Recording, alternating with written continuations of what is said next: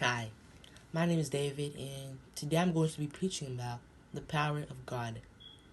Nothing is impossible when you have God in you. In Philippians 4, verse 13, it says, I can do all things through Christ, who strengthens me. What this verse is saying is that anything is possible when you have Christ in you. An example of the power of God is the story of David. Now, many of you have heard the story of David and how he was a caretaker when he was very young. His brothers did more of the army stuff because they were stronger than him. But David had more spiritual strength because he had God in him. A servant of God was told to go to David's house and pick one of Jesse's sons, David's father, to go fight Goliath and defeat him. Now, the servant of God didn't pick any of David's brothers. And while David was still taking care of the sheep, his father told him to come in. And then that servant of God told him that David was the one to take down Goliath. David was confident because he had the power of God in him and he wanted to take Goliath down. When he went out to the battlefield, Goliath was mocking God. He was calling him names. And he was saying that God isn't real and that if he was real, then how come no one's ever beaten him yet? And David took this as an offense because he knew how much God meant to him and how he was real and how he did everything.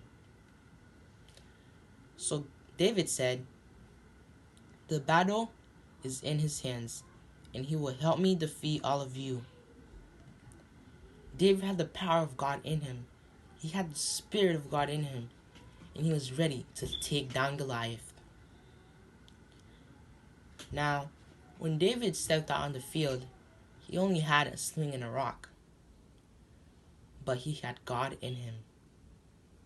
So David took a step, he took his rock and his sling, and he threw it at Goliath, straight in the middle of his forehead, and Goliath fell down.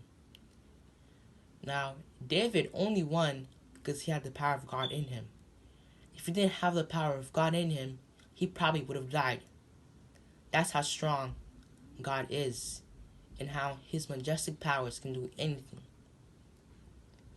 Another example of God's power is Moses. Now, Moses was once a prince of Egypt. And once he saw what they were doing to his own kind, he killed one of the guards. He fled to another place because he was very bad there, and they wanted to kill him for what he did.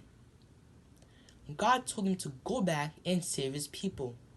Now, Moses was scared because he knew what he did, and that they didn't want him back. So Moses told God what could he have done to go back there. He's already done enough. He's going to get in trouble. But God told him that he had to go back and that he will save his people through him. Now, Moses, when he went there, he told the Egyptian king 7 times, maybe even more, to let his people go. But he didn't listen. And every single time, something deadly came to Egypt. It was the frogs, it was the fleas, it was the Red Sea, and that there was blood in the water, and many things happened to the Israelites that made Pharaoh finally let the Israelites go. But when he finally let them go, he wanted them back, so he went after them. Now, Moses came across a Red Sea. That Red Sea was probably the biggest sea at the time. And the Israelites were questioning Moses, telling him how they were going to cross the Red Sea. But Moses listened carefully to God. And God gave him steps. He told him to hit his staff on the ground and that the sea would part. And that happened. The sea parted both ways for people to walk straight through it.